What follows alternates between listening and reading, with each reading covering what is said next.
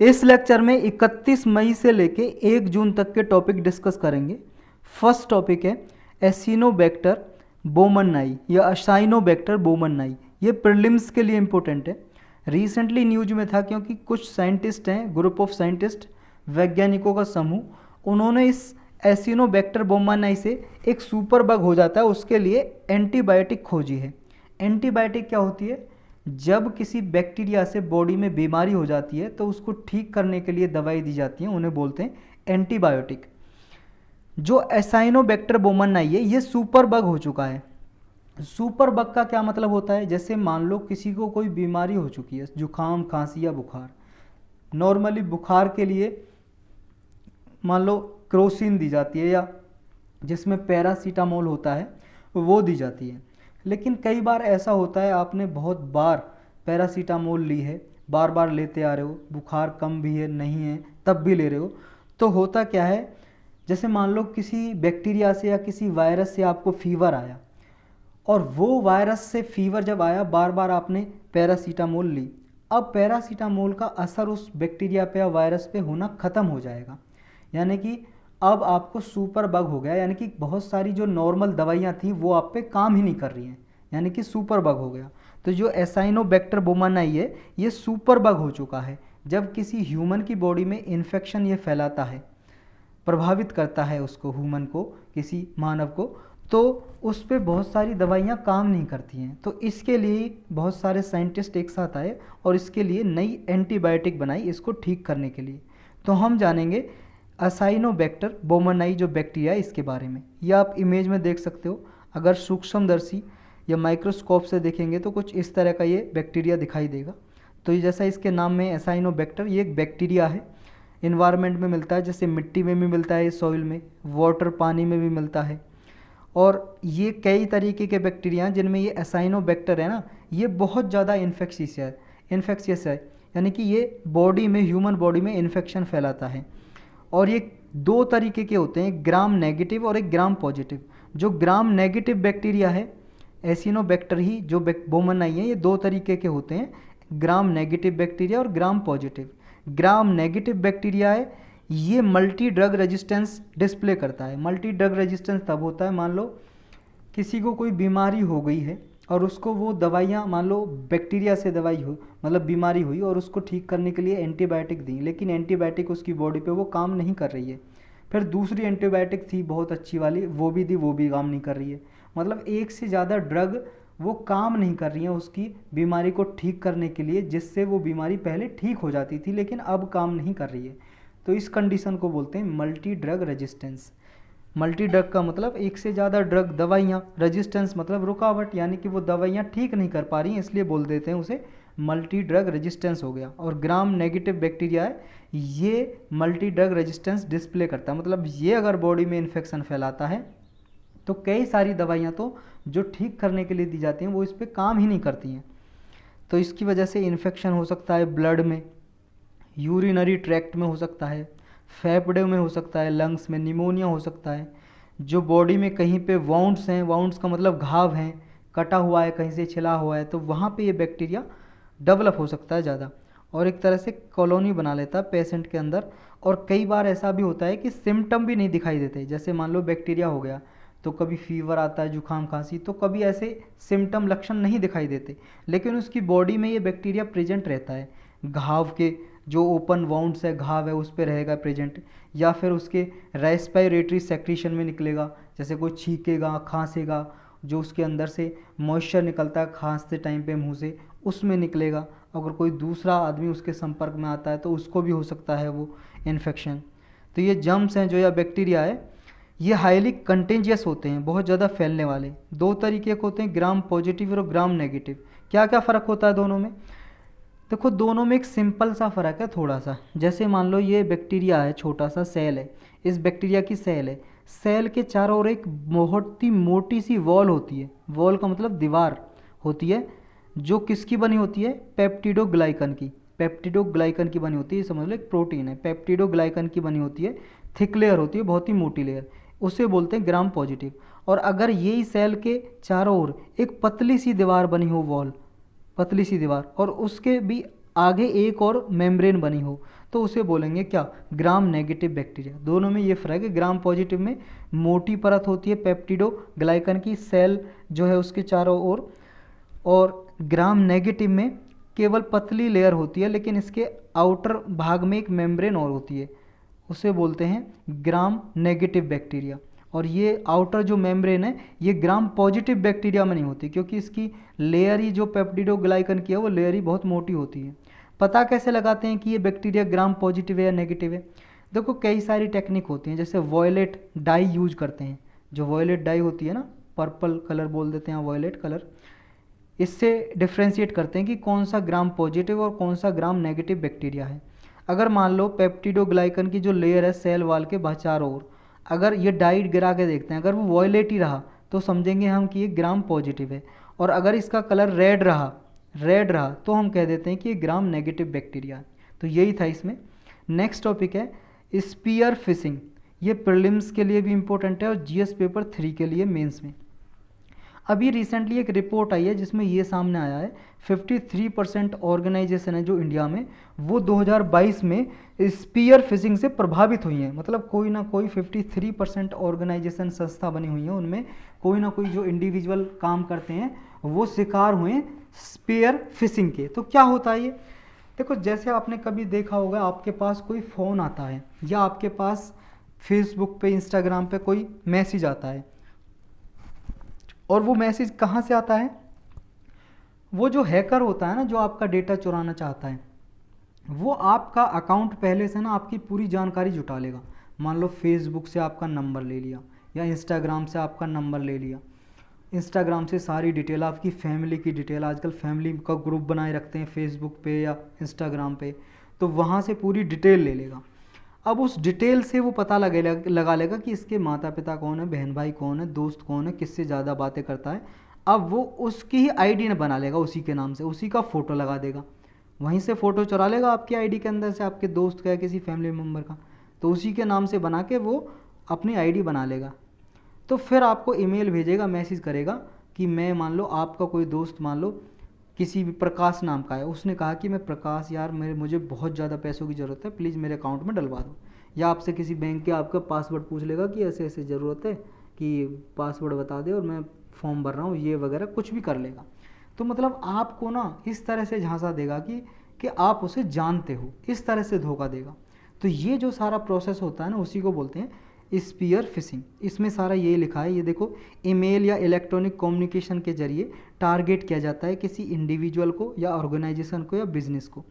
इसमें उसके अकाउंट की सारी डिटेल ले ली जाती है, फाइनेंशियल इन्फॉर्मेशन की सारी, और फिर उसकी जो पर्सनल डिटेल से उसके फ्रेंड का होम टाउन, एम्प्लॉयर, लोकेशन, कहाँ पे रहता है, किससे मिलता है, ये सारी डिटेल ले लेते हैं।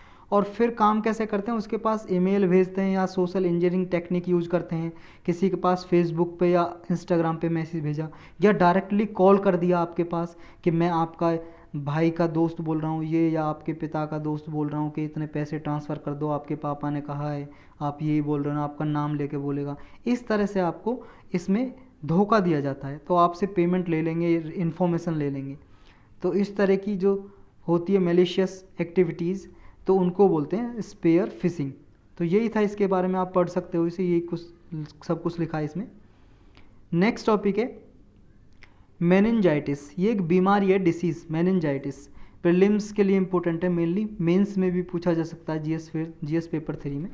अभी देखो यूएस और मैक्सिको में मेनिंजाइटिस के जो केस हैं बहुत ज़्यादा आ रहे हैं, तो इन दोनों ने कहा है कि WHO को कि इसको world wide public health emergency declare कर दिया जाए। पब्लिक हेल्थ इमरजेंसी जैसे कोरोना को डिक्लेयर किया था, इस तरह से पब्लिक हेल्थ इमरजेंसी डिक्लेयर कर दिया जाए। WHO के बारे में तो आप जानते होंगे, वर्ल्ड हेल्थ ऑर्गेनाइजेशन, पूरे वर्ल्ड में ग्लोबली पुअर कंट्री हो या रिच कंट्री हो, पुअर पीपल हो या रिच पीपल हो, सबके लिए ये काम करती है कि हेल्थ सिस्टम अवेलेबल हो, हेल्थ फैसिलिटी अवेलेबल हो।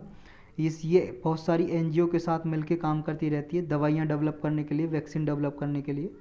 तो WHO को ये कहा है कि इसको डिक्लेयर कर दिया जाए पब्लिक हेल्थ इमरजेंसी मेनिंजाइटिस को, क्योंकि ये जो फंगल मेनिंजाइटिस होती है ना, वो ज़्यादा हानिकारक हो रही है US और मैक्सिको में। फंगल का मतलब जो फंजाई से हो रही है, फंगस लग जाती है, उससे मेनिंजाइटिस हो जाता है।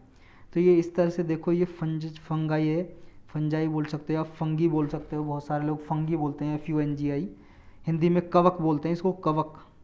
फंगी को कवक बोल देते हैं या फफूंद बोल देते हैं फंजाई को। तो इस तरह से ये ब्रेन को अफेक्ट करती है, देखो ब्रेन में लग जाएगी ये फंजाई, और इसकी वजह से मेनिंजाइटिस हो जाएगा, ये बीमारी हो जाएगी। इसकी वजह से क्या होगा, जो ब्रेन है, स्पाइनल कोड है, उसमें स्वेलिंग आ जाएगी, सूजन आ जाएगी, या उसमें जलन होगी, इन्फ्लेमेशन होगा। मेनिंजाइटिस बोलते हैं इसी को। ब्रेन में या स्पाइनल कोड में जलन होने लगती है, सूजन हो जाती है। कॉमन कॉज कौन से इसके, किन कारणों से होती है मेनिंजाइटिस? देखो मेन कारण तो इसके हैं वायरल और बैक्टीरियल, मतलब वायरस से भी हो सकती है और बैक्टीरिया से भी हो सकती है मेनिंजाइटिस। लेकिन और भी कारण हो सकते हैं, मान लो कोई कैंसर का पेशेंट है, उसको भी हो सकता है मेनिंजाइटिस। और फंजाई से हो सकता है, जैसे ये US मैक्सिको में फंजाई से फैल रहा है। या ड्रग इंड्यूस्ड रिएक्शन हो सकता है, कोई दूसरी ड्रग है उससे रिएक्शन होकर भी मेनिंजाइटिस हो सकता है ब्रेन में और स्पाइनल कोड में। ट्रांसमिशन कैसे होता है इसका, मान लो कोई इन्फेक्शन हो रखा है किसी को, मेनिंजाइटिस है, अगर वो खांसता है या छींकता है, स्नीजिंग करता है, छींकता है या खांसता है, कफिंग, तो उसकी वजह से स्प्रेड हो सकता है किसी दूसरे आदमी को। सिम्टम क्या होते हैं, लक्षण? इसमें देखो स्टिफनेस हो जाती है नेक में, गर्दन अकड़ जाती है, बुखार आ जाता है, फीवर, कन्फ्यूजन और अल्टर्ड मेंटल स्टेटस, मतलब कन्फ्यूज रहता है मेंटल स्टेटस, हेडेक हो जाता है, सिर दर्द, नौसी होती है, बेचैनी, वोमिटिंग हो जाती है, उल्टियाँ होने लगती हैं इसमें। और इसके देखो कई बार ऐसा होता है कि सिम्टम जो होते हैं ना काफ़ी कम दिखाई देते हैं, जैसे सिम्टम कम दिखाई देंगे और दूसरे सिम्टम हो सकते हैं, जैसे न्यूरोलॉजिकल डेफिसिट, जैसे हियरिंग या विजन लॉस हो सकता है, कॉग्निटिव इम्पेयरमेंट हो सकता है, मतलब सुनना या दिखना थोड़ा कम हो सकता है, या उसके जो सोचने समझने की शक्ति है वो कम हो सकती है, जो लिम्स होते हैं बॉडी में उनमें वीकनेस आ सकती है। इस तरह के सिम्टम भी होते हैं, लेकिन ये लेस फ्रिक्वेंट सिम्टम होते हैं, मतलब ज़्यादा नहीं दिखाई देते। ज़्यादा सिम्टम वही दिखा देते हैं जैसे बुखार, हेडेक, नौसी, वोमिटिंग, ये वाले। जो मेनिंजाइटिस है इसके कई टाइप हैं, क्योंकि ये देखो किसी से भी हो सकता है, वायरस से, बैक्टीरिया से, फंजाई से, कैंसर पेशेंट है उसको हो सकता है। तो इस वजह से जो इसके सिम्टम है थोड़े सिमिलर हो सकते हैं सबके, लेकिन जो सबसे ज़्यादा स्ट्रॉन्ग है उसके ट्रीटमेंट के लिए ना जल्दी से कदम उठाने पड़ते हैं। लेकिन अगर उसका ट्रीटमेंट साथ के साथ नहीं किया 24 आवर के अंदर, तो फिर क्या है, वो फैटल भी हो सकता है, हानिकारक, घातक सिद्ध हो सकता है अगर इसका इलाज 24 आवर के अंदर नहीं किया तो। मेडिकल इमरजेंसी चाहिए होती है मेनिंजाइटिस में, अर्जेंट मेडिकल अटेंशन देना पड़ता है। इसकी सीवियरिटी वेरी करती रहती है, किसी को कम सिम्टम दिखाई देते हैं, किसी को ज़्यादा, डिपेंड करता है किस वजह से होता है, हो रहा है बैक्टीरिया से हो रहा है या फंजाई से हो रहा है। और इमीडिएटली से बैक्टीरिया से हो रहा है तो एंटीबायोटिक ट्रीटमेंट दिया जाता है, एंटीबायोटिक दवाइयाँ दी जाती हैं, और इसके लिए वैक्सीन भी है। लेकिन वैक्सीन क्या है, अगर मेनिंजाइटिस बैक्टीरिया से हुआ है तो उसमें तो वैक्सीन काफ़ी फ़ायदेमंद होती है, मतलब बैक्टीरिया से मेनिंजाइटिस होने के चांसेस बहुत ही कम होते हैं। लेकिन अगर किसी और से हुई, फंजाई से हुई या फिर ड्रग इंड्यूस्ड हुई इन्फेक्शन, तो उससे जो ये वैक्सीन है बहुत कम बचाती है, ये बैक्टीरियल मेनिंजाइटिस से ही प्रोटेक्ट करती है। तो यही था इसके बारे में। नेक्स्ट टॉपिक है गोंगाडी सॉल। ये प्रीलिम्स के लिए इंपॉर्टेंट है मेनली तो, और art and culture GS paper 1। देखो सॉल आप जानते हो, वही सर्दियों में ओढ़ने वाला, जिसे आदमी या पुरुष, मतलब पुरुष या औरत ओढ़ती हैं। गोंगाडी, ये गोंगाडी सॉल एक जगह है, वहाँ का फेमस है, ये तेलंगाना में जगह है, उसे बोलते हैं गोंगाडी सॉल या वूलन गोंगाडी सॉल। ऊन का बना होता है, और ये किससे बनाते हैं, ये बनाते हैं भेड़ की ऊन से। भेड़ होता है ना, सिप की जो ऊन होती है उससे बनाते हैं इसे। लेकिन अभी एक इंस्टीट्यूट है, नेशनल इंस्टीट्यूट ऑफ डिज़ाइन, ये अहमदाबाद में, गुजरात में अहमदाबाद में, इसने अभी ये गोंगाडी सॉल का यूज़ करके जूते बना दिए, जूते जिन्हें किसान हर एक वेदर में यूज कर सकते हैं। क्योंकि देखो आपको पता है किसान खेतों में काम करते हैं, उनके लिए जूते अच्छे मजबूत चाहिए होते हैं, वरना हल्के जूते होते हैं वो टूट जाते हैं, 10-15 दिन भी नहीं चलते। तो इसके लिए काफ़ी मजबूत जूते हैं जो बनाए गए हैं इस सॉल से, और सारे वेदर में काम करेंगे ये। तो जान लेते हैं थोड़ा गोंगाडी सॉल के बारे में। ये ट्रेडिशनल वुलन ब्लैंकेट है, कंबल बनाया जाता है इसका, ऊन का। और तेलंगाना में भी 2 पर्टिकुलर समुदाय के लोग हैं, कम्युनिटी के लोग हैं जो बनाते हैं, एक क्रूमा और एक क्रूबा। ये पेस्टोरलिस्ट हैं। पेस्टोरलिस्ट का मतलब है ये एक जगह से दूसरे जगह पे पशुओं को चराते रहते हैं, घूमते रहते हैं, पेस्टोरलिस्ट यानी कि भेड़ों को अपने चराते रहते हैं। मटेरियल जो यूज होता है इसमें सॉल बनाने में, वो सिप की जो ऊन होती है वो यूज होता है। डेक्कनी सिप जो इंडिया का पार्ट है ये वाला, यहाँ पे डेक्कनी सिप बोलते हैं उसे, जो यहाँ पे भेड़ पाई जाती है, तो उसका ऊन यूज होता है यहाँ पे। और लोकली इसको बोलते हैं डेक्कनी सिप को नाला गोरे सिप को बोलते हैं, जो यहाँ पे भेड़ होती है डेक्कनी सिप को। और ये बिना डाई के सॉल बनाया जाता है, कोई डाई इसमें नहीं यूज की जाती है आर्टिफिशियली। और इसकी ड्यूरेबिलिटी काफ़ी होती है, काफ़ी समय तक चलता है ये जो सॉल होता है। और इसकी एक एबिलिटी और है, इस सॉल की खासियत बात है कि देखो आपने देखा होगा कोई भी कपड़ा है, सॉल है कोई भी, वो अगर उसे काफ़ी ज़्यादा समय हो जाता है, महीना 2 महीना साल, तो उसका रंग है ना, जो कलर है वो फेड होने लगता है, मतलब निकलने लगता है कलर हर धुलाई पे। लेकिन इसका जो सॉल का कलर है वो फेड नहीं होता, बल्कि ओवर द टाइम ये ज़्यादा डार्क होने लगता है और ग्रो डार्कर। तो ये काफ़ी खासियत बात है इसमें। तो यही था इसके बारे में। नेक्स्ट टॉपिक है डैग हैमर्सजोल्ड मेडल। ये बस इतना जानना है, 2 बातें। क्या ये मेडल कभी इंडिया को किसी सैनिक को मिला है, और ये इसे कौन देता है? ये देखो प्रीलिम्स के लिए इम्पोर्टेंट है। और एक बात और याद रखनी, ये मरने के बाद दिया जाता है ये मेडल, पोस्टुमस अवार्ड है ये। पोस्टुमस का मतलब मरणोपरांत, मरने के बाद दिया जाता है। और ये हाईएस्ट ऑनर अवार्ड है जो यूएन पीस कीपर्स को दिया जाता है। यूएन पीस कीपर क्या है? यूनाइटेड नेशन की फोर्स। देखो यूनाइटेड नेशन है जो संयुक्त राष्ट्र है, उसकी अपनी कोई आर्मी नेवी कोई नहीं है, लेकिन जो इसके मेंबर है यूनाइटेड नेशन के, जैसे इंडिया भी है, अमेरिका भी है, चाइना भी इसके मेंबर है, वो अपनी तरफ से कंट्रीब्यूशन देते हैं, अपनी फोर्स भेजते हैं यूएन के पास, तो उन्हें बोलते हैं यूएन पीस कीपर। वो शांति स्थापित करने के लिए काम करते हैं ये फोर्स जो होती है। तो इनको मरने के बाद अगर किसी ने अच्छा एक्स्ट्रा ऑर्डनरी काम किया है, एक्सेप्शनल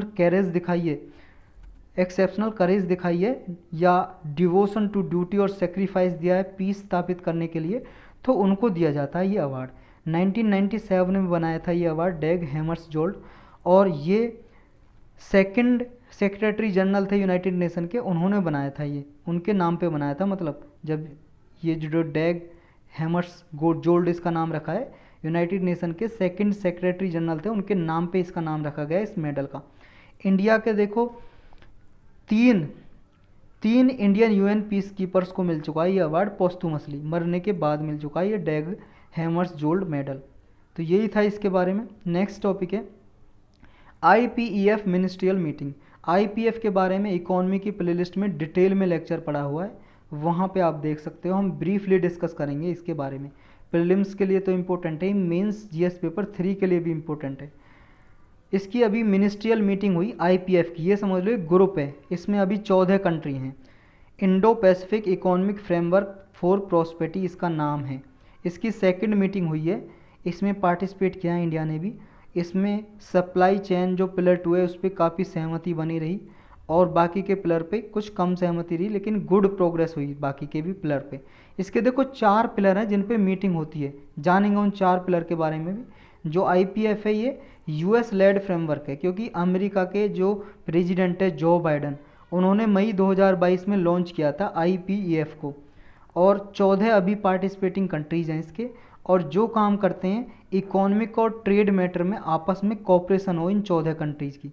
और ऐसा नहीं है 14 कंट्री मेंबर हो सकते हैं, कोई और भी मेंबर बनना चाहता है तो वो बन सकता है, सबके लिए ओपन है इसकी जो मेंबरशिप है। अभी इसके मेंबर हैं जो यूनाइटेड स्टेट्स ऑफ अमेरिका है, इंडिया है, ऑस्ट्रेलिया है, ब्रुनई है, Fiji, Indonesia, Japan, south Korea, Malaysia, New Zealand, Philippines, Singapore, Thailand and Vietnam. ये सारे नाम आपको याद करने की ज़रूरत है नहीं, बस इतना लगा लो। एशिया से भी हैं इसके मेंबर, ऑस्ट्रेलिया से भी, और पैसिफिक ओशन से भी इसके मेंबर हैं, ये आपको पता होना चाहिए। इसमें सिग्निफिकेंस क्या है इस आईपीएफ का? देखो 40% ग्लोबल जीडीपी को रिप्रेजेंट करता है आईपीएफ। जितने भी मेंबर हैं 40% जीडीपी है इन सारे कंट्रीज़ की मिला के। जीडीपी आप जानते हैं ग्रॉस डोमेस्टिक प्रोग्रेस, सकल घरेलू उत्पाद। और 28% वर्ल्ड की ट्रेड को रिप्रेजेंट करता है, जितनी पूरे वर्ल्ड में व्यापार होता है, ट्रेड होता है, ये 14 कंट्री 28% करते हैं पूरे वर्ल्ड की ट्रेड का। अब पिलर जान लेते हैं, जो मेन बात है आईपीएफ में। इसके 4 पिलर हैं। पिलर का मतलब वैसे खंबा होता है, यहाँ पे पिलर का मतलब हो गया इसके 4 मेन पॉइंट है जिन पे ये वार्तालाप होती है, डिस्कशन होता है इसकी मीटिंग में, और जिन पे कोऑपरेशन करती हैं एक दूसरी कंट्री मिलके। पहला पिलर है ट्रेड। इसमें देखो इकोनॉमिक इंगेजमेंट बढ़ाई जाती है आपस में कंट्रीज़ की, ट्रेड एग्रीमेंट किए जाते हैं और एक दूसरी कंट्री को मार्केट एक्सेस मिले, यानी कि एक कंट्री दूसरी कंट्री की मार्केट में जाके सामान बेच सके, इस पे कोऑपरेशन होती है। दूसरा है सप्लाई चेन। इसमें क्या है सप्लाई चेन में, ये है कि क्राइसिस के टाइम पे, क्राइसिस में आ जाए, कहीं पे संकट आ जाए, वहाँ पे उस टाइम पे कंट्रीज़ में सप्लाई हो सारे गुड्स की, सर्विसेज की, और आपस में कोऑपरेशन करें लॉजिस्टिक और कनेक्टिविटी के मामले में, और इन्वेस्टमेंट को प्रमोट करें। नेक्स्ट है क्लीन इकोनॉमी, तीसरा पिलर। इसमें क्या है, क्लीन इकोनॉमी में जो रिन्यूएबल एनर्जी है, क्लीन एनर्जी है, उस पर ध्यान दिया जाता है। जैसे इन्वायरमेंटल पॉल्यूशन को कम करने के लिए सोलर एनर्जी को प्रमोट करना, सूर्य ऊर्जा को या विंड एनर्जी को, या रीजनल हाइड्रोजन इनिशिएटिव है उसको, क्लाइमेट फ्रेंडली टेक्नोलॉजी, इन पे कोऑपरेशन किया जाता है। फोर्थ है फेयर इकोनॉमी। फेयर इकोनॉमी में ये है कि जब ट्रेड होती है एक कंट्री से दूसरी कंट्री के बीच में तो ड्यूटी लगती है, मतलब टैक्स लगता है कर, वो टैक्स कम से कम हो और आपस में ट्रेड आसानी से हो। कोई करप्शन है तो करप्शन को हटाया जाए, एंटी करप्शन इफेक्टिव मेजर्स लिए जाएँ, टैक्स मेजर्स लिए जाएँ, ताकि कॉमर्स, ट्रेड को, इन्वेस्टमेंट को आपस में जो ये कंट्री है 14 उसमें प्रमोट किया जा सके। इंडिया ने क्या चारों पिलर पर पार्टिसिपेट किया है? देखो इंडिया ने 3 पिलर पर पार्टिसिपेट किया है। पहला जो ट्रेड पिलर है उस पर पार्टिसिपेट नहीं किया इंडिया ने। बाकी के 3 पिलर हैं, सप्लाई चेन, क्लीन इकोनॉमी है और आपकी फेयर इकोनॉमी, इन पे काम किया है इंडिया ने, 3 पे चर्चा की है, लेकिन एक ट्रेड पे सहमति नहीं जताई है इंडिया ने। देखो यूएस का एक इससे पहले टीपीपी भी था, टीपीपी है लेकिन यूएस इससे बाहर आ गया 2017 में। इसमें 12 पैसिफिक रिम एसोसिएशन कंट्री थे। जो पैसिफिक ओशन है, ये वाला पैसिफिक ओशन, इसके आसपास आने वाले इसके 12 मेंबर हैं अभी। पहले 13 हुआ करते थे, यूएस भी इसका मेंबर था, लेकिन यूएस इससे बाहर आ गया। ये जो ग्रुप है टीपीपी, ट्रांस पैसिफिक पार्टनरशिप इसकी फुल फॉर्म है। इसमें देखो इन्वेस्टमेंट और ट्रेड को प्रमोट करने के लिए बनाया था यूएस ने, लेकिन यूएस 2017 में बाहर आ गया। इस तरह का ग्रुप आईपीएफ की तरह जो हम पढ़ रहे हैं उसकी तरह आरसीईपी भी है, regional comprehensive economic partnership.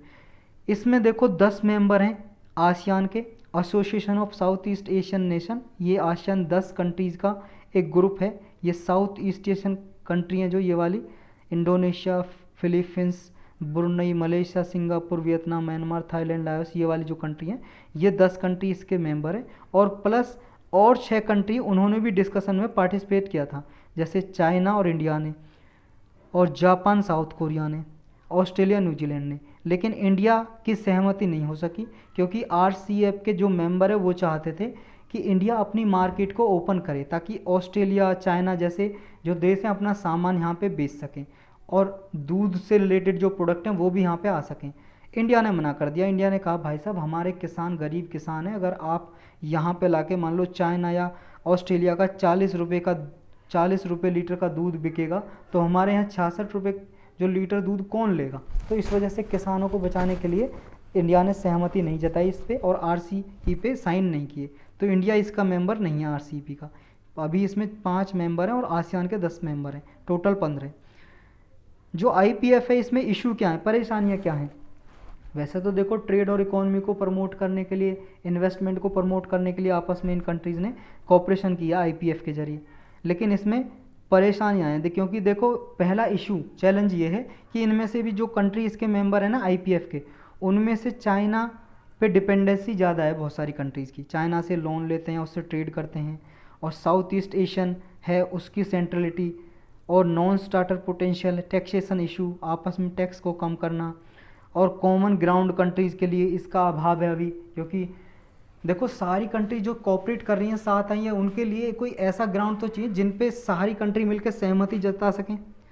Reason क्या है कि इंडिया ने पार्टिसिपेट किया है? रीज़न इसलिए किया है क्योंकि देखो मल्टीलेटरल प्लेटफॉर्म मिल रहा है इंडिया को, और चाइना को भी देखो, चाइना से एक तरह से चाइना को काउंटर करने के लिए इंडिया को एक पार्टनरशिप चाहिए, मल्टीलेटरल प्लेटफॉर्म चाहिए, तो इसलिए इंडिया ने पार्टिसिपेशन किया है इसमें। रिकमेंडेशन क्या दिए कि चैलेंजेस को टैकल करने के लिए क्या रिकमेंडेशन है एक्सपर्ट की? पहला तो ये कि learn from Japan, establish common standards, streamline taxation issues, मतलब सारे वही हैं जो प्रॉब्लम है उन्हीं को पहले निपटाओ। जैसे टैक्सेशन का इशू है, टैक्सेशन इसमें बहुत ज़्यादा टैक्स लगाती है, तो उस टैक्सेशन इशू पे एक कॉमन एग्रीमेंट होना चाहिए। और जो मान लो अगर ट्रेड कर रहे हैं तो उन सबके लिए कॉमन स्टैंडर्ड नियम कॉमन हो उनके लिए। और अगर कोई टेक्नोलॉजी रिलेटेड इश्यूज़ हैं, परेशानियाँ, उनको निपटाया जाए, एड्रेस किया जाए और ट्रेड नेगोशिएशन को सिंप्लीफाई किया जाए। ये इसके लिए कुछ रिकमेंडेशन दिए हैं, एक्सपर्ट ने सिफारिश दी हैं। तो यही था इसके बारे में। नेक्स्ट टॉपिक है कार्बन कैप्चर कोलिशन। ये समझ लो एक गठबंधन है, ग्रुप है, किसका, बहुत सारी इसमें कंपनीज हैं, 100 से भी ज़्यादा कंपनीज हैं और एनजीओ पार्टिसिपेट करती हैं इसमें, एसोसिएशन है, इन्वायरमेंटल पॉलिसी ऑर्गेनाइजेशन है, कंजर्वेशन है, गैर सरकारी संस्था, ये सब इसमें पार्टिसिपेट करते हैं इस कोलिशन में। काम क्या है इसका? काम ये है, इसमें जैसा नाम में कार्बन कैप्चर, यानी कि जो कार्बन इमिशन होता है उसको कैप्चर करना है। कोई नई टेक्नोलॉजी यूज करनी है या कोई ज़्यादा से ज़्यादा पेड़ यूज करने हैं, या फिर जो कार्बन कैप्चर की टेक्नोलॉजी साथ साथ कार्बन को रिमूव करने की टेक्नोलॉजी, ट्रांसपोर्टेशन सिस्टम में ज़्यादा से ज़्यादा इनोवेशन लेके आना, और जो रिसोर्सेज हैं उनका रीयूज करना, स्टोरेज करना, ये सब टेक्निक यूज करके कार्बन को कैप्चर करना है, कार्बन के उत्सर्जन को कम करना है। तो इसमें यही था कार्बन कैप्चर कोलिशन में। और ये प्रीलिम्स के लिए इंपॉर्टेंट है mainly, carbon capture collision.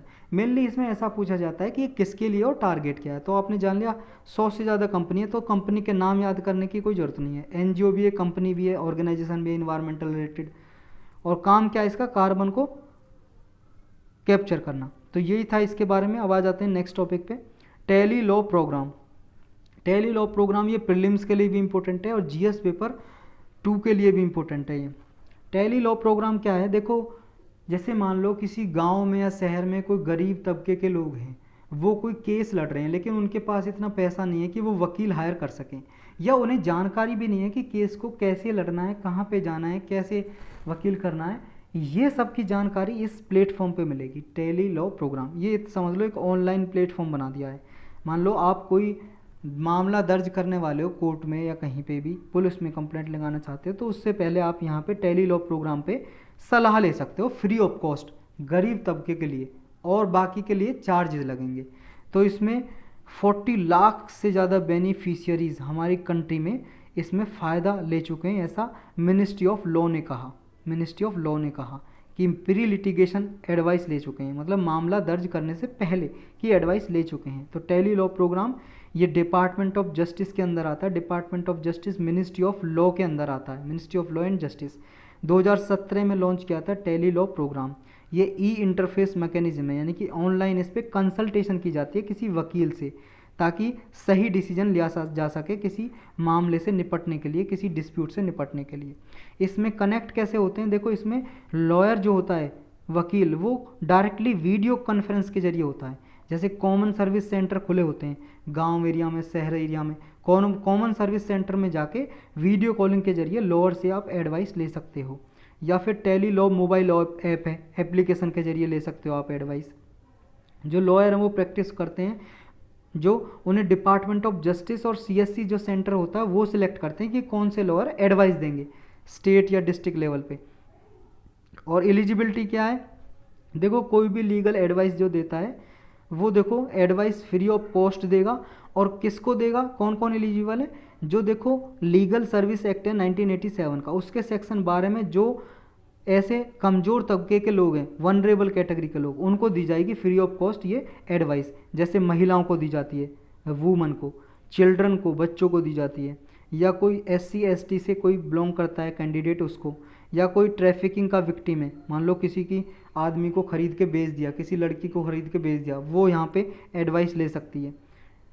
Mentally ill people है, या कोई डिफरेंटली एबल्ड पीपल है, किसी का हाथ पैर ख़राब है, या फिर कोई नेचुरल डिजास्टर या एथनिक वायलेंस का विक्टिम है, या मान लो कोई भूकंप आ गया, वहाँ पे लोग फंसे हुए हैं, या फिर मान लो कोई वायलेंस हो गई, हिंसा एथनिक के नाम पे, रिलीजन के नाम पे, वो लोग ले सकते हैं एडवाइस। या कोई अनऑर्गेनाइज सेक्टर का वर्कर है, इंडस्ट्रियल वर्कर है, वो ले सकता है। या किसी का मुकदमा चल रहा है बीच में, वो ले सकता है। लो इनकम ग्रुप का जो पीपल है, जिसकी जो इनकम है वो कम हो, वो ले सकता है फ्री ऑफ कॉस्ट। और बाकी के लोग भी एडवाइस ले सकते हैं, कंसल्टेशन कर सकते हैं, लेकिन उनका 30 रुपये चार्ज लगेगा एक बार का। एक बार लिया 30 रुपये, फिर दोबारा एडवाइस लेंगे तो फिर 30 रुपये देने पड़ते हैं। जो ये मैटर है, कौन कौन से मैटर मामलों पे एडवाइस देते हैं इस टेली लॉ प्रोग्राम में, इसमें देखो कोई दहेज से रिलेटेड टॉपिक है, कोई दहेज से रिलेटेड केस है, उस पर एडवाइस देते हैं। फैमिली डिस्प्यूट चल रहा है किसी का, मतलब आपस में झगड़ा चल रहा है परिवार में, उस पर एडवाइस। डिवोर्स के केस है, या डोमेस्टिक वायलेंस, घरेलू हिंसा करता है कोई पति, मान लो अपनी पत्नी को मारता है, उस पर कोई पत्नी सलाह लेना चाहती है कि कैसे निपटूँ मैं, कैसे केस दाखिल करूँ, कैसे रुकूँ, उस पर यहाँ पे एडवाइस ले सकते हैं। कोई सेक्सुअल हैरासमेंट का, सेक्सुअल अब्यूज़ का केस है, क्या कोई वर्क प्लेस पे ईव टीजिंग का है, कोई लड़कियों को छेड़ता है, उस पर एडवाइस लेनी है। या वुमन चिल्ड्रन है, उसके मेंटेनेंस के लिए, सीनियर सिटीजन के मेंटेनेंस के लिए, कोई मान लो बड़े बुजुर्ग माता पिता को घर से बाहर निकालता है, उसे मेंटेनेंस के लिए पैसा नहीं देता है, तो उनके लिए एडवाइस देता है ये। कोई प्रॉपर्टी या लैंड से रिलेटेड कोई अधिकार है उनसे रिलेटेड, या कोई मेल्स फीमेल के लिए इक्वल वेजेस से रिलेटेड कोई डिस्प्यूट है, मतलब उन्हें सैलरी इक्वली मिले, इससे रिलेटेड।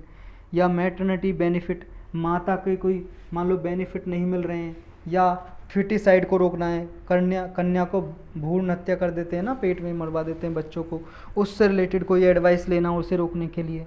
या फिर SC ST जो कैंडिडेट हैं उन पर अत्याचार हो रहा है, एट्रोसिटीज़ हो रही हैं, उनसे रिलेटेड कोई मान लो केस जानना है, किस तरह से आप सहायता ले सकते हो कोर्ट में जाके, पुलिस में जाके, उनसे रिलेटेड किस सेक्शन में लिखवा सकते हो अपना जो केस है, उससे रिलेटेड भी आप यहाँ पे सारी इन्फॉर्मेशन ले सकते हो, एडवाइस ले सकते हो। तो यही था इसके बारे में।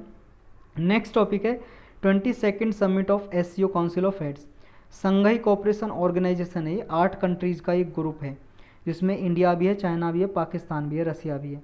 तो इसकी 22वीं मीटिंग होने वाली है, जिसे इंडिया होस्ट करेगा। जुलाई 4 में होने वाला है ये, और ये वर्चुअल मोड पे होगा, यानी कि ऑनलाइन होगा। प्रीलिम्स के लिए भी इंपॉर्टेंट है और GS पेपर 3 और 2 के लिए भी इंपॉर्टेंट है। इसके जो मेंबर है, इंडिया है, China, Russia, Kazakhstan, Kyrgyzstan, Pakistan, Tajikistan, Uzbekistan. तो इंडिया में हो रहा है, इन सब मेंबर को इंडिया ने इन्वाइट किया है। पाकिस्तान को भी इन्वाइट किया है, देखना होगा कि इसमें पार्टिसिपेट कितने कंट्री करेंगे। और 3 ऑब्जर्वर स्टेट्स हैं, उनको भी इन्वाइट किया है, ईरान, बेलारूस, मंगोलिया, इसमें ऑब्जर्वर स्टेट्स हैं, मतलब ये इसमें मेंबर नहीं है, फुल मेंबर, ऑब्जर्वर स्टेट्स हैं, ऑब्जर्वर मेंबर हैं, यानी कि अगर मीटिंग होगी, वोटिंग में हिस्सा नहीं ले सकते, लेकिन अपनी बात रख सकते हैं। ये इंडिया, बेलारूस, मतलब ईरान, बेलारूस और मंगोलिया, टोटल 8 मेंबर हैं। ये 3 ऑब्जर्वर मेंबर हैं, इसके फुल मेंबर नहीं है। यहाँ पे देखो इस साल की जो थीम है, इसकी थीम है सिक्योर SCO। सिक्योर का मतलब है, S से है सिक्योरिटी, E से economy and trade, connectivity, unity, respect for sovereignty, territorial integrity and environment, ये इसकी फुल फॉर्म है। यानी कि जो SCO का मेन कार्य है ना, वो इकोनॉमी और सिक्योरिटी से है। आर्थिक स्थिति को बढ़ाना है कंट्री के आपस में, और इस एरिया में सिक्योरिटी सुरक्षा हो, सभी कंट्रीज़ की जो अखंडता है, एकता है, सॉवरेंटी है, प्रभुसत्ता है, उसको सिक्योर करना, उसका रेस्पेक्ट करना, और सब में यूनिटी हो। तो इंडिया जो है, इंडिया ने न्यू पिलर दिया है कॉपरेशन के लिए। एक स्टार्टअप और इनोवेशन, नई नई कंपनियां खुले हैं इन देशों में, इनोवेशन लेके आए, ट्रेडिशनल मेडिसिन को प्रमोट किया जाए, डिजिटल इंक्लूजन हो, सबको इंटरनेट के बारे में जानकारी हो, यूथ का एम्पावरमेंट हो, और बुद्धिस्ट हेरिटेज को आपस की इन कंट्रीज़ में प्रमोट किया जाए, ताकि एकता और पीस, शांति स्थापित हो और सिक्योरिटी हो इन देशों में। तो ये संघाई कोऑपरेशन ऑर्गेनाइजेशन क्या है, आप जानते हो। ये सबसे पहले इसका नाम संघाई 5 था, क्योंकि 5 मेंबर थे, बाद में और मेंबर जुड़ गए, तो 2001 में संघाई कोऑपरेशन ऑर्गेनाइजेशन बन गया। फिर 2017 में इंडिया और पाकिस्तान भी इसके मेंबर बन गए। तो ये जो है इकोनॉमिक और सिक्योरिटी ब्लॉक है, ग्रुप है, इकोनॉमी और सिक्योरिटी के लिए काम करता है, इंटरनेशनल ऑर्गेनाइजेशन है। और इसके 2 परमानेंट बॉडी हैं, एक है SCO सेक्रेटेरिएट, मतलब इसका मुख्यालय बीजिंग में है, और एक इसकी एग्जीक्यूटिव कमेटी है रीजनल एंटी टेररिस्ट स्ट्रक्चर की, रेट्स। इसका हेडक्वार्टर क्या है, इसका ताशकंद में, उज्बेकिस्तान में ताशकंद में है इसका हेडक्वार्टर। तो SCO जो संघाई कोऑपरेशन ऑर्गेनाइजेशन, इसका हेडक्वार्टर तो बीजिंग में, चाइना में, लेकिन इसका ये ग्रुप है जो टेररिस्ट एक्टिविटी को रोकने के लिए काम करता है। ये regional anti terrorist structure, rates, इसका ये कहाँ पे बना हुआ है, ये है ताशकंद में। जो रीजनल एंटी टेररिस्ट स्ट्रक्चर है, ये कोऑपरेशन करता है एक दूसरी कंट्री के साथ, ताकि टेररिज्म, आतंकवाद को रोका जाए, सेपरेटिज्म और एक्सट्रीमिज्म को रोका जाए। इसकी जो लैंग्वेज है SCO की ऑफिशियल लैंग्वेज, वो चाइनीज और रशियन, मतलब SCO ऑर्गेनाइजेशन है, इससे चाइनीज और रशियन लैंग्वेज में काम होता है इसमें। नेक्स्ट टॉपिक है use of animals for espionage. Espionage का मतलब होता है एक तरह से जासूसी करना, स्पाई करना। एनिमल है जो पशुओं का भी जासूसी करने में यूज होता है, वर्षों से, प्राचीन समय से होता आया है। तो अभी न्यूज में क्यों है, अभी न्यूज में इसलिए एक बेलुगा वेल है। बेलुगा वेल देखो, ये है वेल, वेल जो ये है पानी में रहती है ये वेल, ये जो है अभी इसका यूज किया स्वीडिश कोस्ट में रसिया ने स्पाई की तरह, जासूसी करने के लिए। इनमें क्या कैमरा वगैरह फिट कर देते हैं, इंस्ट्रूमेंट फिट कर देते हैं। ये जैसे दूसरे कंट्री के कोस्ट पे जाते हैं, इन्फॉर्मेशन देख लेते हैं, कैमरा लगा दिया मान लो इसके ऊपर, तो वहाँ पे देख लेंगे क्या क्या एक्टिविटी हो रही है, या कोई डिवाइस लगा दिया ऑडियो का, तो ये देखते रहते हैं या सुनते रहते हैं ऑडियो। इस तरह से स्पाई करने के लिए यूज किया जाता है। इसे बेलूजा वेल भी बोलते हैं या हवल्दी मीर भी बोलते हैं इस वेल को। देखो इससे पहले भी यूज किए गए हैं ऐसे जासूसी करने के लिए एनिमल को। जैसे वर्ल्ड वार फर्स्ट हुआ तो वहाँ उस टाइम पे कबूतरों को यूज किया गया था, पिजन को, उनके जो गर्दन है उसमें कैमरा बांध देते थे, तो वो एक्टिविटी पता लगाते थे एनिमी क्या क्या एक्टिविटी कर रहा है, उसके हिसाब से फिर वर्ल्ड वार फर्स्ट में ले लेते थे स्टेप। डॉल्फिन और लायन को भी यूज किया गया है स्पाई के लिए। और जो सेंट्रल इंटेलिजेंस एजेंसी है, अमेरिका की खुफिया एजेंसी है, जैसे हमारे इंडिया की है ना raw, research and analysis wing, तो ये ऐसे ही यूएसए की है CIA, सेंट्रल इंटेलिजेंस एजेंसी। इसने देखो बहुत ही प्रभावशाली तरीके से कैट को यूज किया था, लिसनिंग डिवाइस लगा दिया था बिल्लियों में, उसको यूज किया था एक तरह से स्पाई की तरह, जासूसी की तरह।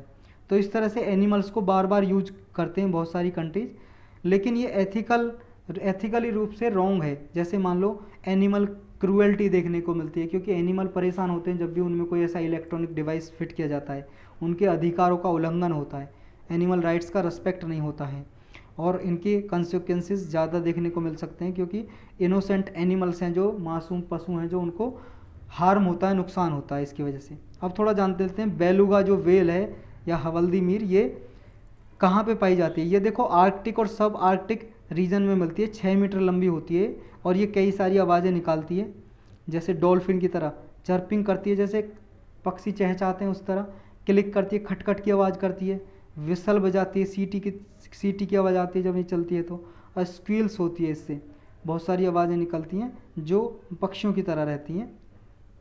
ये आर्कटिक और सब आर्कटिक कोस्टल वाटर में मिलता है।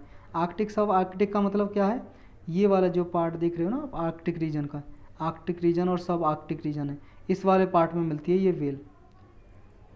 और इसका जो IUCN रेड लिस्ट है जो, उसमें स्टेटस क्या है, नियर थ्रेटेंड में है ये। IUCN आप जानते हो क्या है, international union for conservation of nature.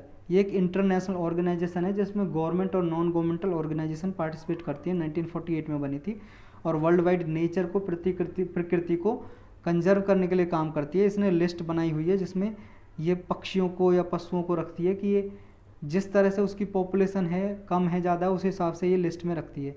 इसके बारे में डिटेल में जानना, एनवायरनमेंट की प्लेलिस्ट में लेक्चर पड़ा हुआ है IUCN के बारे में, वहाँ पे देख सकते हो आप। तो यही था इसके बारे में। नेक्स्ट टॉपिक का आर्टिकल 299, ये हमारे कॉन्स्टिट्यूशन का न्यूज में था। ये किससे रिलेटेड है, बस इतना जानना है मेनली आपको, ये प्रीलिम्स के लिए इंपॉर्टेंट है, और GS पेपर 2 न्यूज में था। अभी देखो सुप्रीम कोर्ट ने अभी ये कहा कि प्रेसिडेंट के नाम पे जो कॉन्टैक्ट करती है गवर्नमेंट, सेंट्रल गवर्नमेंट, देखो सेंट्रल गवर्नमेंट किसी कंपनी से या किसी से भी कंट्री से जो कॉन्टैक्ट करेगी ना, प्रेसिडेंट के नाम से करती है, राष्ट्रपति के नाम से। लेकिन उसमें क्या है, राष्ट्रपति की कोई जिम्मेदारी नहीं होती, कोई लायबिलिटी नहीं है, क्योंकि कॉन्टैक्ट तो गवर्नमेंट ने किया है, नाम ही तो प्रेसिडेंट का यूज हो रहा है, सारा डिसीजन कौन लेती है, गवर्नमेंट। तो गवर्नमेंट की लायबिलिटी होती है कॉन्टैक्ट की, ना कि प्रेसिडेंट की। ये आपको याद रखना आर्टिकल 299 में। तो अभी केस क्या था, किस वजह से न्यूज में, एक केस था ग्लॉक एशिया पैसिफिक लिमिटेड, एक पिस्टल मैन्युफैक्चरिंग कंपनी है, ये पिस्टल बनाती है, बंदूक वगैरह बनाती है। सेंट्रल गवर्नमेंट ने इससे कांटेक्ट किया था, मिनिस्ट्री ऑफ होम अफेयर है, उसने कांटेक्ट किया था कि सप्लाई करे ये हमारे लिए पिस्टल। लेकिन सेंट्रल गवर्नमेंट और इस कंपनी में डिस्प्यूट हो गया, तो ये पहुंचा सुप्रीम कोर्ट में केस। तो इस पे ही आया कि आपने कांटेक्ट जो किया है, भले ही प्रेसिडेंट के नाम पे किया है, लेकिन आपने जो कांटेक्ट किया उसके लिए आप बाध्यकारी हो, उसके जो कांटेक्ट किया है कंपनी से, और उसमें प्रेसिडेंट का कोई भी लायबिलिटी नहीं है, गवर्नमेंट की लायबिलिटी है उसमें। और इसमें देखो एक आर्बिट्रेटर भी अपॉइंट किया था इस कंपनी ने, मतलब आपस में सुलझाने के लिए एक आर्बिट्रेटर अपॉइंट किया। और सुप्रीम कोर्ट ने भी ये कहा जो आर्बिट्रेटर अपॉइंट किया है वो कॉन्टेक्ट के हिसाब से किया गया है, ताकि डिस्प्यूट को रिजॉल्व किया जा सके, इसको जो यहाँ पे मामला हो रहा है उसको सुलझाया जा सके। तो आर्टिकल 299 में क्या लिखा हुआ है, स्पेशली इसमें लिखा हुआ है कि गवर्नमेंट जो भी कॉन्टैक्ट करेगी उसको एग्जीक्यूट करेगी, ऐसा नहीं है बीच में छोड़ दे। इसका टारगेट ये होता है कि कोई भी गवर्नमेंट कॉन्टैक्ट करे या गवर्नमेंट की तरफ से कोई एजेंट करे कॉन्टैक्ट, तो उसे वो प्रोसीजर के हिसाब से चलना होता है ताकि उस कॉन्टैक्ट को माना जाए। तो यही था इसमें। नेक्स्ट टॉपिक है NAFIS, नफिस। ये क्या है? ये देखो एक डेटा रिपोजिटरी सिस्टम है, इसमें डेटा का भंडार है, एक तरह से डेटा को रखा जाता है इकट्ठा। ये प्रीलिम्स के लिए भी इम्पोर्टेंट है और GS पेपर 3 और 2 के लिए भी। मिनिस्ट्री ऑफ होम अफेयर्स है जो गृह मंत्रालय, उसने कहा है कि सेंट्रल लॉ इन्फोर्समेंट एजेंसी है, उनको डायरेक्शन दी है कि वो इसमें सारा डेटा एक्सेस कर सकती हैं और शेयर कर सकती हैं, अपना सारा डेटा उनके पास है जो यहाँ पे नफिस में। जैसे CBI है, सेंट्रल ब्यूरो ऑफ इन्वेस्टिगेशन, या NIA है, नेशनल इन्वेस्टिगेशन एजेंसी, या नारकोटिक कंट्रोल ब्यूरो, ये यहाँ से डेटा ले भी सकती हैं और डेटा रख भी सकती हैं। जैसे कोई national automatic fingerprint identification system है, ये किस में क्या है, बहुत सारे क्राइम करते हैं, बहुत सारे लोग क्रिमिनल होते हैं, अपराधी, उनका फिंगरप्रिंट वगैरह रखे रहते हैं। तो यहाँ पे मान लो किसी की जांच करनी हो, फिंगरप्रिंट ले सकते हैं ये इन्फोर्समेंट एजेंसी, या फिर जो फिंगरप्रिंट वगैरह है जमा भी कर सकते हैं किसी क्रिमिनल का, ताकि यहाँ पे डेटा एक जगह स्टोर होकर रहे। तो ये एक तरह से डेटाबेस है, वेब एप्लीकेशन सिस्टम है, वेब बेस्ड एप्लीकेशन सिस्टम। यहाँ पे सारे क्रिमिनल के फिंगरप्रिंट वगैरह जमा होते हैं, चाहे वो किसी स्टेट में हो या किसी यूनियन टेरिटरी का हो, सबका डेटा इसमें इकट्ठा करके रखा जाता है ताकि इन्वेस्टिगेशन के दौरान एक जगह पे डेटा मिल जाए और सबको एक्सेसिबिलिटी हो, कोई भी इन्फोर्समेंट एजेंसी को। तो ये national automated fingerprint identification system है, ये वेब बेस्ड एप्लीकेशन है जो सेंट्रल रिपोजिटरी है क्रिमिनल फिंगरप्रिंट डेटा के लिए, मतलब के फिंगरप्रिंट का डेटा रखता है। इसका टारगेट यही है ताकि अवेलेबिलिटी हो डेटा की जब भी इन्फोर्समेंट एजेंसी को चाहिए और आसानी से क्रिमिनल को पकड़ा जा सके। जो नेशनल क्राइम रिकॉर्ड ब्यूरो है 2022 में, इसने ये कंसेप्चुलाइज किया था। ये नेशनल डेटाबेस जो सेंट्रल फिंगरप्रिंट ब्यूरो है वो इसको मैनेज करती है, और ये सेंट्रल फिंगरप्रिंट ब्यूरो किस में है, इसी में बनी हुई है, नेशनल क्राइम रिकॉर्ड ब्यूरो में। तो ये सेंट्रल फिंगरप्रिंट ब्यूरो है, वो इस डेटा को मैनेज करती है। इस NAFIS का डेटा है जो national automated fingerprint identification system का डेटा है, मैनेज कौन करता है, सेंट्रल फिंगरप्रिंट ब्यूरो। इसमें क्या है, किसी भी क्रिमिनल का कोई डेटा उसको एक यूनिक नंबर देते थे 10 डिजिट का, जैसे आधार कार्ड होता है ना, ऐसे एक यूनिक नंबर दे देते हैं और अरेस्ट कर लिया जाता है उस पर्सन को। और फिर मान लो कोई फ्यूचर में वो कोई और ज़्यादा क्राइम करता है तो उसका सारा डेटा इस यूनिक नंबर से जोड़ दिया जाता है, लाइफ टाइम इसी से जोड़ दिया जाता है और आसानी से इस सिस्टम पर मिल जाता है। और इस सिस्टम को बोल देते हैं crime and criminal tracking network system database. तो यहाँ पे ये सारा डेटा मिल जाता है। और फिंगरप्रिंट हिस्ट्री क्या है इसकी, देखो फर्स्ट क्या है, जो फिंगरप्रिंट यूज किए थे वो पहली बार कब यूज किए थे, जो पहली बार फिंगरप्रिंट का डेटा वो इंडिया में देखो 1992 में यूज किया था, फैक्ट्स 1 नाम का इनिशिएटिव में, फैक्ट 1.0। फिर इसको नेशनल पुलिस कमीशन ने रिकमेंड किया था फैक्ट 1.0 को, और इसको अपग्रेड कर दिया 2007 में फैक्ट 5.0 इनिशिएटिव में। फिर इसको 2022 में NAFIS ये नया डेटा सेंटर लॉन्च कर दिया था 2022 में। अब इसमें डेटा सारा स्टोर होता है फिंगरप्रिंट वगैरह का। हिस्टोरिकल सिग्निफिकेंस देखा तो इंडिया के टाइम में भी, यूरोपियन टाइम में फिंगरप्रिंट का डेटा यूज होता था जब ब्रिटिश इंडिया था। विलियम हर्सल थे, उसने फिंगरप्रिंट इंट्रोड्यूस किया था हमारे देश में, जो फ्रॉड और फोर्जरी को रिड्यूस करने के लिए यूज किया जाता था। बंगाल पुलिस ने कलकत्ता में पहली बार पहला फिंगरप्रिंट ब्यूरो बनाया जिसमें फिंगरप्रिंट रखे जाते थे। पूरे वर्ल्ड का पहला फिंगरप्रिंट ब्यूरो था ये बंगाल का, कलकत्ता में जो बनाया था। इसका एडवांटेज ये था कि इसमें जो डेटा स्टोरेज रहता था और रिकॉर्ड जो डेटा है उससे ट्रैक करना आसान होता था और सिंप्लीफाई करना आसान होता था, किसी भी क्रिमिनल को पकड़ना आसान होता था। लेकिन इसके कुछ डिसएडवांटेज हैं, जैसे मान लो सिस्टम फेलियर कर गया, सारा ऑनलाइन डेटा है स्टोर, सिस्टम फेलियर हो गया, या फिर मेंटेनेंस कॉस्ट इसकी ज़्यादा आती है। और कुछ पॉपुलेशन ऐसी है जिस पे लिमिटेशन है, जैसे उनके फिंगरप्रिंट ही नहीं है, फिंगरप्रिंट मिसिंग है, उसका डेटा इसमें स्टोर नहीं होता। तो यही था इसके बारे में। अब जान लेते हैं NCRB जो ये मैनेज करती है सारा डेटा, ये 1900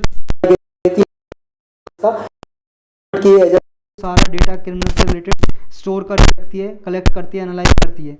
और मिनिस्ट्री ऑफ होम अफेयर्स के अंडर काम करता है नेशनल क्राइम रिकॉर्ड ब्यूरो, मतलब ये समझ लो एक ब्यूरो जो सारा डेटा का रिकॉर्ड रखता है। तो यही टॉपिक थे आज के। 1 जून तक सारे टॉपिक कंप्लीट हो चुके हैं। 2 जून के और 3 जून के हम कल कर लेंगे या आज ही कर लेंगे 2 जून के।